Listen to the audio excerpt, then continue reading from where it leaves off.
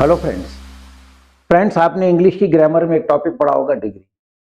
जब मैं डिग्री पढ़ाता हूं तो स्टूडेंट एक क्वेश्चन पूछते हैं कि सर कुछ शब्दों में ईआर लगता है और ईएसटी लगता है कॉम्पिटिटिव सुपरलेटिव बनाने के लिए, और कुछ शब्दों में मोर और मोस्ट लगता है कॉम्पिटिटिव और सुपरलेटिव बनाने के लिए। तो अब स्टूडेंट का प्रश्न ये है कि सर हमें कैसे मालूम पड़े कि किन शब्दों में हमें ईआर ईएसटी लगाना है और किन शब्दों में मोर और मोस्ट लगाना है कॉम्पिटिटिव और सुपरलेटिव बनाने के लिए। फ्रेंड्स इसका जवाब स्क्रीन पे आपके सामने है। पहली बात, डिग्री एडजेक्टिव की बनती है। ऐसे शब्द जो विशेषता बताते हैं उसे हम एडजेक्टिव कहते हैं, तो डिग्री एडजेक्टिव की बनती है। अब प्रश्न ये है कि कैसे मालूम पड़े कि ईआर ईएसटी लगाएं या मोर मोस्ट लगाएं।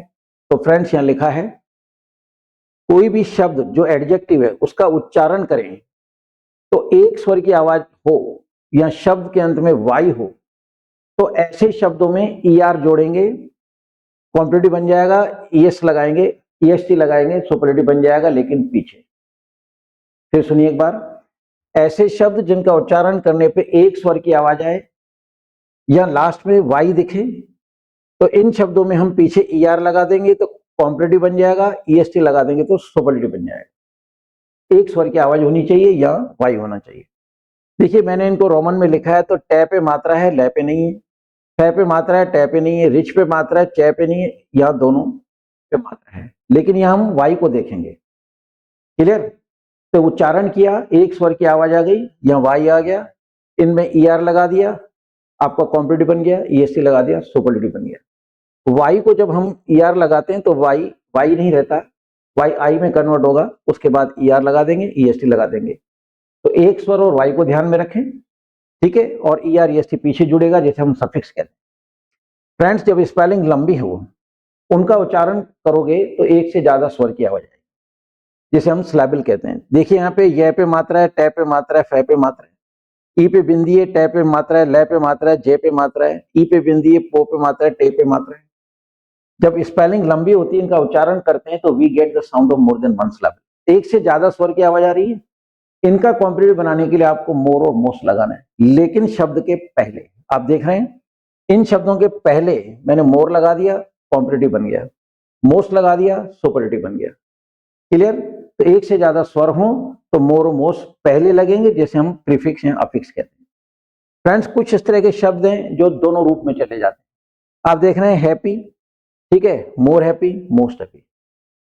यहाँ पे एक से ज्यादा स्वर की आवाज है, लेकिन यहाँ पर हम वाई देख रहे हैं, जैसे हमने वाई यहाँ देखा। ऐसे हैप्पी, हैप्पियर, हैप्पीएस्ट। क्लियर? तो कुछ शब्द दोनों रूप में चले जाते हैं।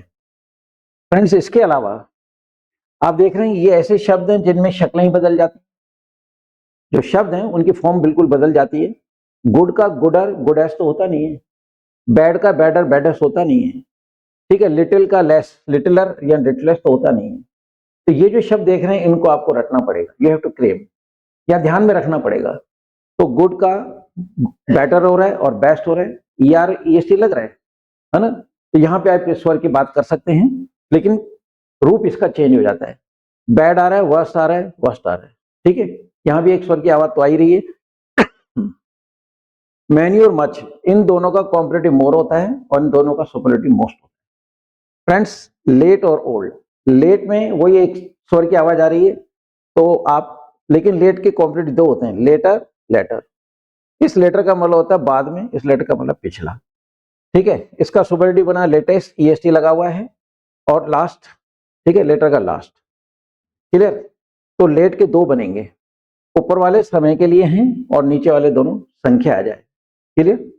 ओल्ड के भी दो बनते हैं, यहां भी मतलब जो है एक स्वर की आवाज आ रही है ओल्ड, तो ईआर लग रहा है, ईएसटी लग रहा है, लेकिन ओल्ड के भी दो हैं, ओल्डर, एल्डर, और ओल्डेस्ट, एल्डेस्ट। क्लियर? तो हमारा प्रश्न ये था कि हमें कैसे मालूम पड़े कि जो एडजेक्टिव हैं उनमें कब ईआर ईएसटी लगेगा और कब मोर मोस्ट लगेगा। इसके लिए ये वीडियो आपके सामने है और जैसे मैंने अच्छी तरह आपको समझा दिया है। तो फ्रेंड्स इन बारीकियों को आप नोट करें, वीडियोस को देखते रहें, ताकि जब कभी आप इंग्लिश बोलें या लिखें तो everything should be up to the mark. Jai Hind.